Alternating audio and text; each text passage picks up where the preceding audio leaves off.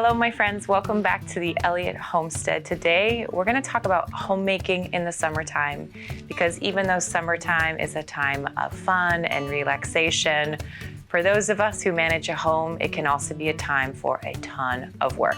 That doesn't mean it needs to be drudgery. So I'm going to share with you some of the things that I have found to be helpful so that we really can enjoy summer the best that we can. Before we dive into those topics, I would like to thank Birch for sponsoring today's video. Thank you to Birch Living for sponsoring today's video. Their summer sale is live now, so visit my link, birchliving.com/Elliott Homestead to learn more. You can shop your new mattress at a 20% discount and get 2 free EcoRest pillows. Part of enjoying summer is sleeping well, so why not use your time to upgrade your mattress? Every night can be enjoyable and restful. Unlike other brands, Birch mattresses are free of fiberglass, polyurethane-based foams, harsh chemicals, and pollutants, and instead uses 100% organic wool, harnessing its natural flame resistance. They offer you a 100-night sleep trial so you can make sure that you love your new mattress, and they offer you a 25-year warranty and free shipping. Even in-home setup and removal is possible. I sleep on my Birch mattress every single night, and I am grateful every time. It's comfortable, clean, and hypoallergenic. Visit birchliving.com/Elliott Homestead to get 20% off your Birch mattress plus 2 free EcoRest pillows and shop their summer sale today. Okay, so for a lot of us who are managing our home in the summertime, that involves our children. Wonderful blessings that they are.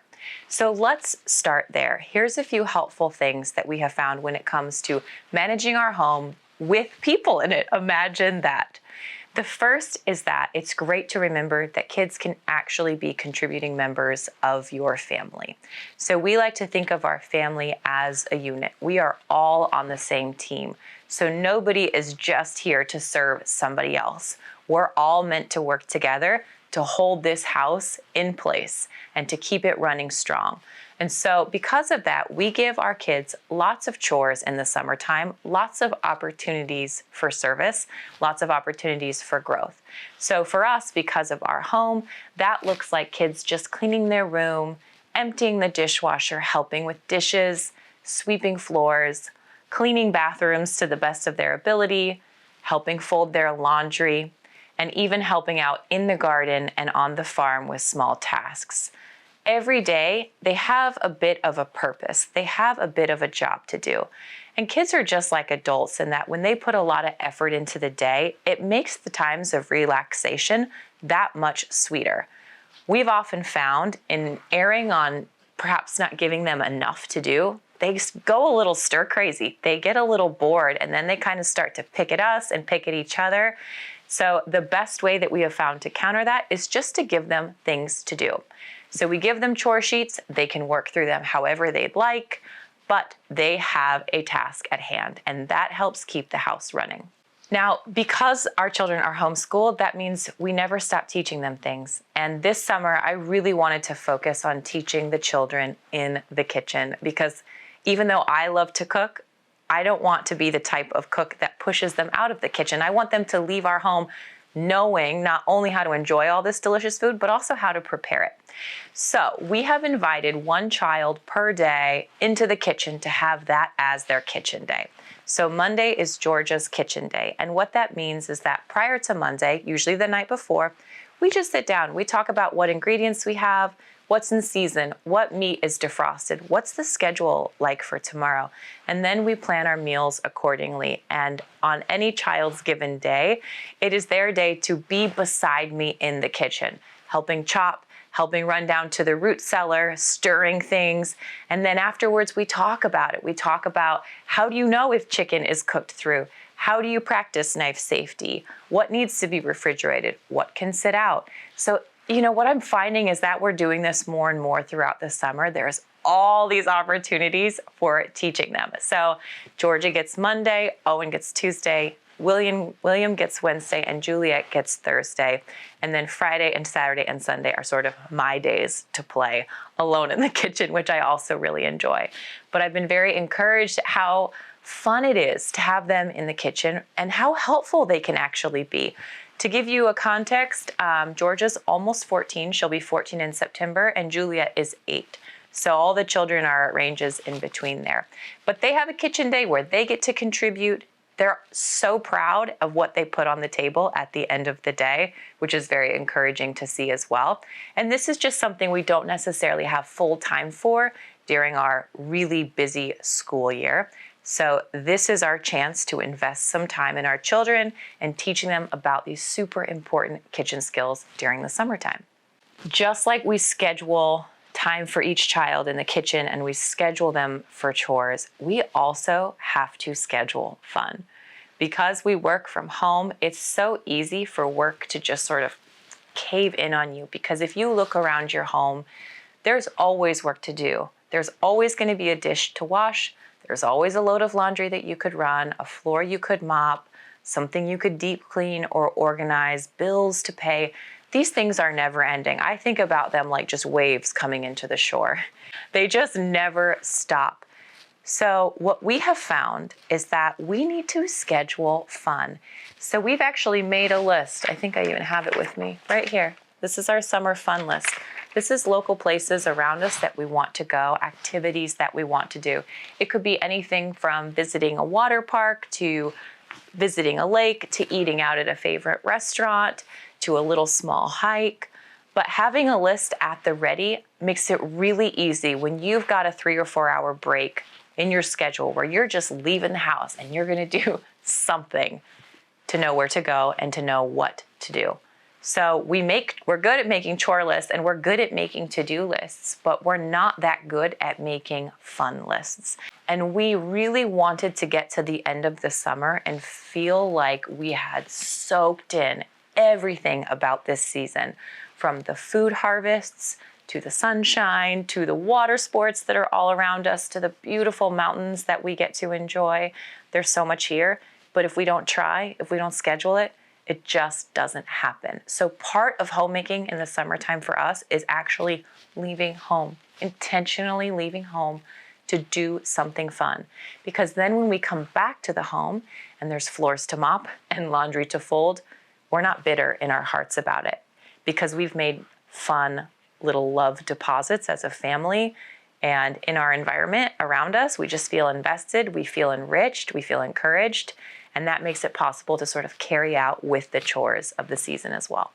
Last up, especially when it comes to involving the children, is making sure that they actually have brain activities for the summertime, because they need to use their brain. They are better humans when they have opportunities to use their brain. So this looks like scheduled reading times, making sure that we're going through lots of great literature over the summer. It also means sort of continuing to tinker around with all their musical instruments, the piano, the ukulele, the guitar, the electric drum set. So even that gives them they've got to use their brain power to think and to use it, which makes it really fun and very loud. Also, our 3 youngers are still really working on perfecting their cursive. So we've got some cursive workbooks for them to work through, and we've got some math worksheets for them to work through as well. So it's literally reading, writing, and math, very basic things, and they don't have to do a ton of it. But we time them so that they don't rush through it and do a sloppy job. You just say, you sit down, work on cursive for 15 minutes a day. And it's just like even that little bit of brain power, or sitting down to read a chapter book for 30 minutes, it uses it up and it keeps it vibrant, it keeps it going. And we have found that to be tremendously helpful in just keeping the peace of our house. It's one of those things that might not make a ton of sense because it seems like it's more work, but it actually makes the atmosphere of our home better when the kids have been put to work, when they've used their brains, when they've had opportunities to use their imaginations. It makes the home better. So that was sort of focusing in on how we get through the summer and thrive through the summer with our children. But let's look at homemaking in the summer in a bit of a broader way. I think it's really easy during the summer for the homemaker to just say, well, let's just relax and just do whatever we want. The problem is things get really sloppy really quickly, and then you have to really get the train back on the tracks when you need to start having more of a schedule come September. Instead, I have found it to be very helpful to stay on schedule with certain things. For example, we have a laundry schedule. So remember back when I mentioned that each child has a day in the kitchen?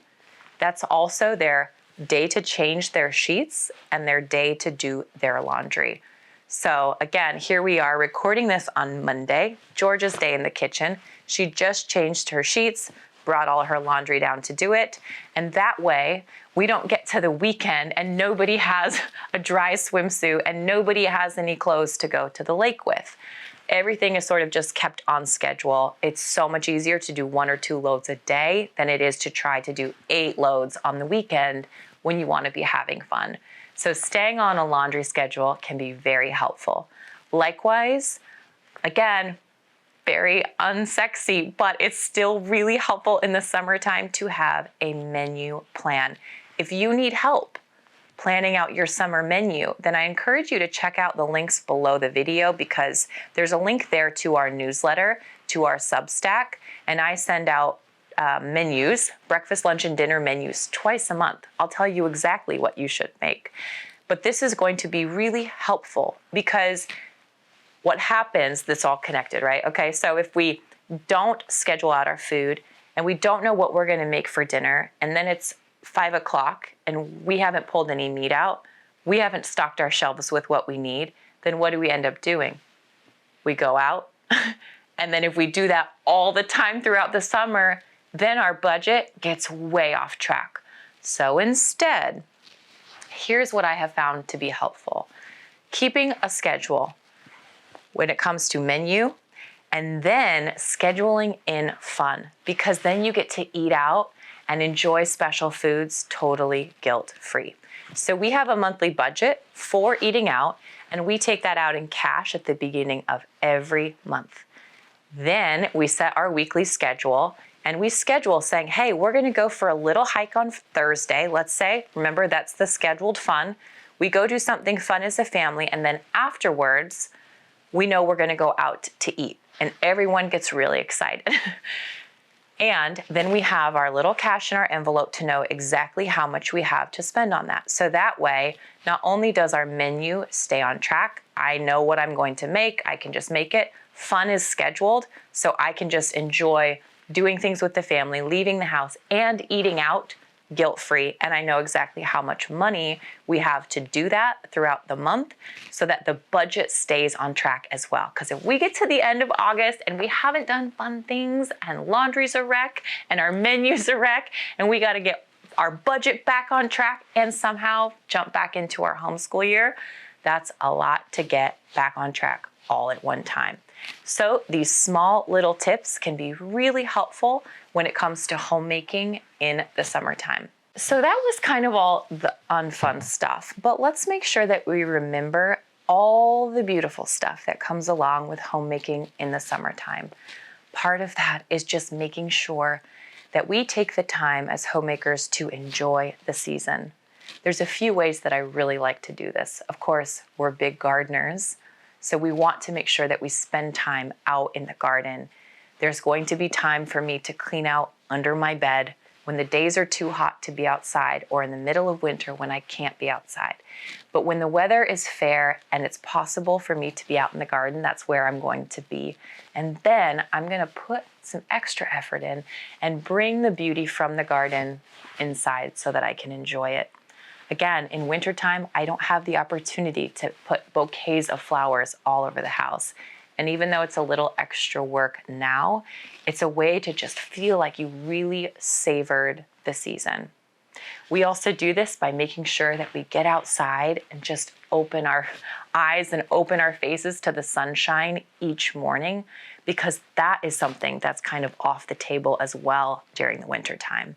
And it's amazing how just getting out and getting some fresh air and feeling the sun on your face can really set the tone for how you go about the rest of your day in your home. Better yet, go outside, get barefoot, put your eyes to the sun, and spend some time in the garden before it gets too hot. This is when we have to garden during the summertime because it just gets absolutely violently hot here. And so our early mornings are our gardening time. And I love coming in from the garden already feeling like we've accomplished something when the day hasn't even begun yet. That's such a beautiful and sweet time, and a way where you feel like you really savor the weather and you really savor the light and you really savor just being out in the gardens. Probably the most important piece for us during the summer is taking the time to remember to savor the food.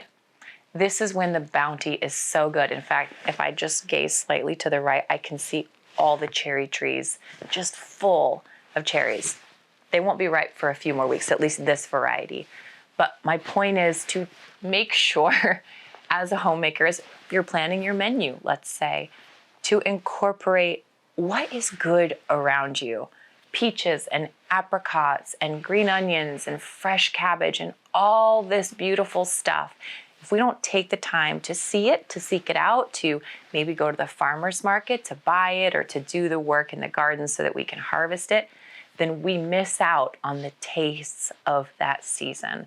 And I'll tell you, there's almost nothing better. I brought the first cherries that we were able to get from a little roadside stand and some strawberries, put them out on the kitchen table the other day, and the kids just went crazy because those aren't things that we get to eat year round. They are a symbol of the season, which makes it taste all the better. And lastly, let me just leave you with a little bit of encouragement. It's great as a homemaker in the summertime to just accept the season and just accept that you're going to have summer house. Summer house is not perfectly tidy. It's not perfectly decorated. Summer house has beach towels drying on fence lines and swimsuits wadded up in the bathtub. And the floors are a little bit dirty. There tend to be, maybe some more bugs inside. This is just summer house, and this is okay. This means that we are participating in the season and we are participating in life. It's so easy as homemakers, because we're driven by all these things we need to do, to think, well, if those things aren't done, then I'm not doing a good job. But that's just not the case. Oftentimes, things get derailed because we're busy participating in life.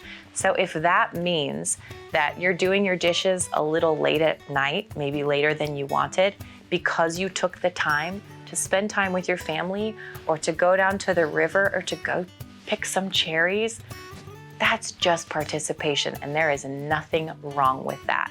So stay the course and focus on doing a good job and keeping the things on the rail that you can so that everybody in your home can thrive.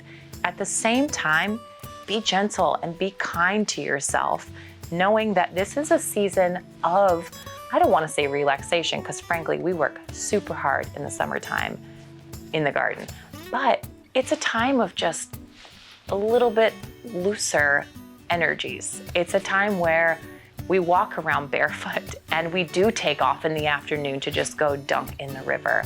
So this isn't our tidiest time, and that's okay, because it means that we're soaking in what we want to be soaking in this season. I would love to hear from you, by the way, if you have great summer homemaking tips in the comments below, because I know people read those, and I'm sure a lot of you have great tips to offer so that we can all enjoy our season as homemakers. Cheers.